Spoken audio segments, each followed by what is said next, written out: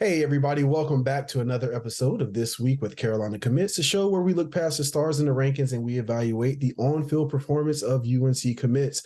I'm THL staff writer Brandon P. Joining me today, as she always does, is the director of football recruiting here at Tar Heel Illustrated. That's Miss Dina Keenan. Dina, we just finished week 10 of the high school football season. We have week 11 coming up.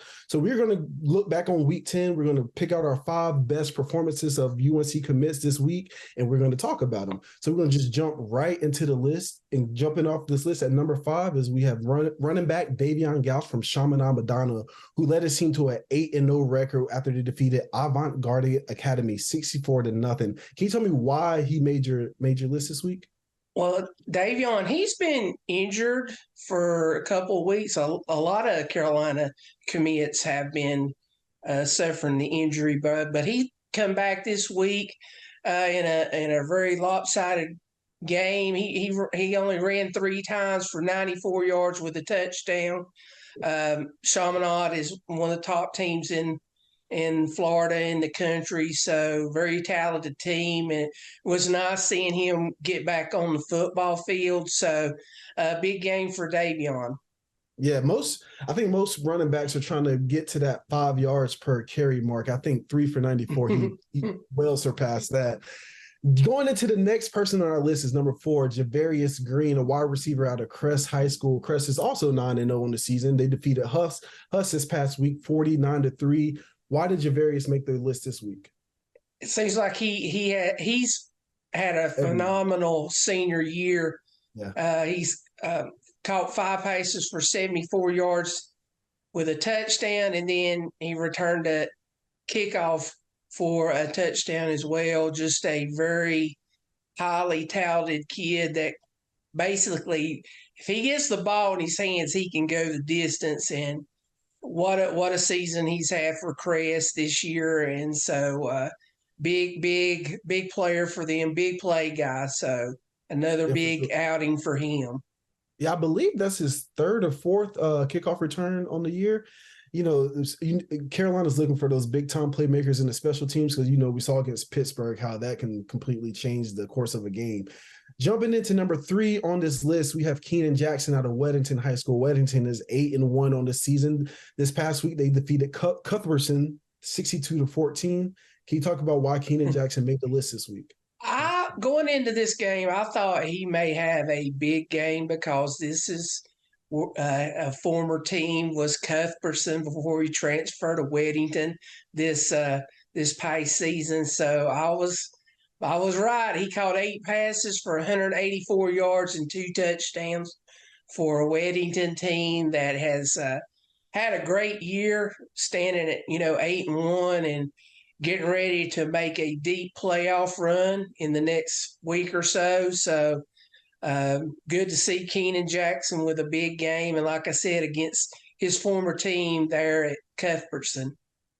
Yep. And we're going to stay on the offensive side of the ball this week. This whole list is on the offensive side of the ball. The next person we have will be maybe the future leader of the UNC's offense, Mr. Michael Merdinger from Cardinal Gibbons. His team is 6-2. They defeated Boca Raton 31-29. What kind of performance did Michael put up to earn his spot on the list this week, Dina? He's had some consecutive games where he's did really well. Completed 18 of 31 passes for 222 yards with a touchdown. So, you like to see the completion percentage, 60%, I think, is really, really good. So, and then, over 200 yards and a touchdown and getting a good win. I mean, they started off kind of slow, but I think they found their rhythm and will likely make a good run in the playoffs. So a good game for Michael Merdinger. Yeah, we'll see that. That Florida competition is another animal down there. Mm-hmm. And Dina, this week, the number 1 spot on our list is quarterback Bryce Baker from East Forsyth High School, who also has an 8-1. They have an 8-1 record. They defeated Glenn this past week, 42-12.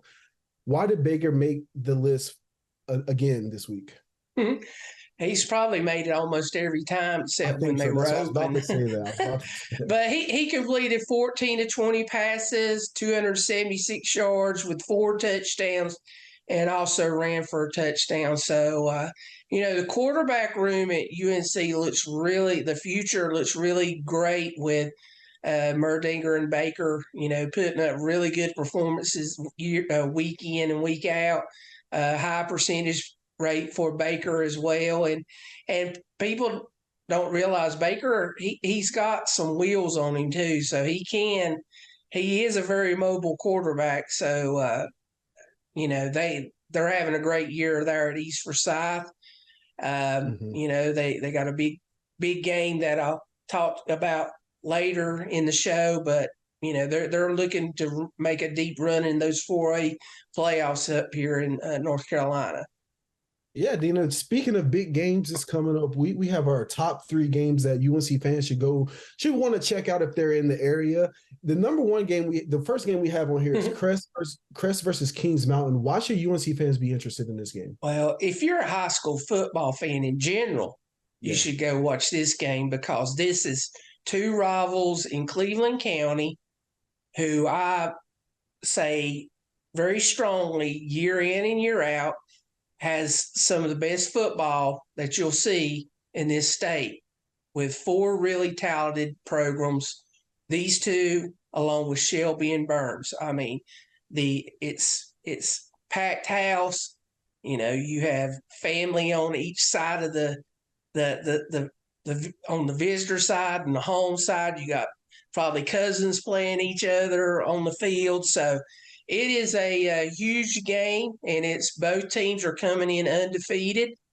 A possible number 1 seed in the 3A West playoff spot for the winner, conference championship. But you got 2 North Carolina commits, Javarius Green at Crest and Curtis Simpson at Kings Mountain,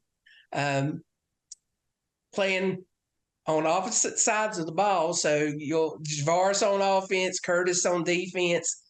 We'll see if Crest can get Javarius the ball, in the passing attack, because they're going to have Mr. Simpson breathing down their neck because he has been a force on the defensive side. He's probably one of the state leaders in sacks, quarterback hurries, quarterback pressures, and he's a threat to block punts too. So if you're in that area down in the Cleveland County, that is a game to go to. Yeah, and for the next game, we're going to go down to the state of Florida. We have Stranahan at Cardinal Gibbons. Why did this game make your top games for next week? I chose it because Michael Merdinger, he's having a great year. If you follow recruiting in North Carolina, last year he was like the backup, and their senior quarterback went on and moved on to the next level, and now it's Michael's team, and he's did really good. He's led them to a 6-2 record, played a pretty difficult schedule. They got a good game here with Stranahan at home, so looking forward to seeing what happens in this game. And Dina, the last game on our list this week is East Forsyth versus West Forsyth. Just by the names of the school, you can tell there's a rivalry there. Why should the UNC fans be interested in this game?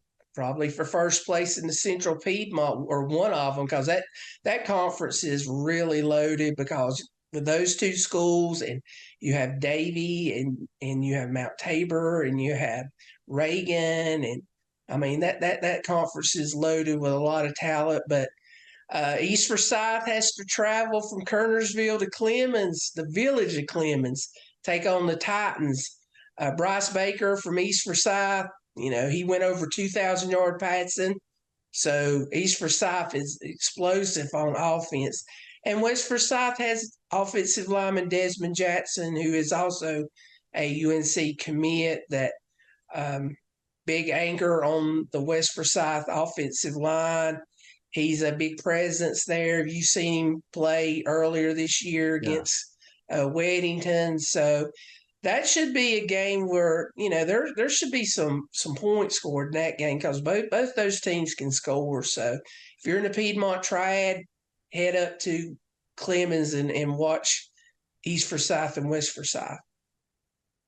Well, you heard it here, folks. That's all we have for you today.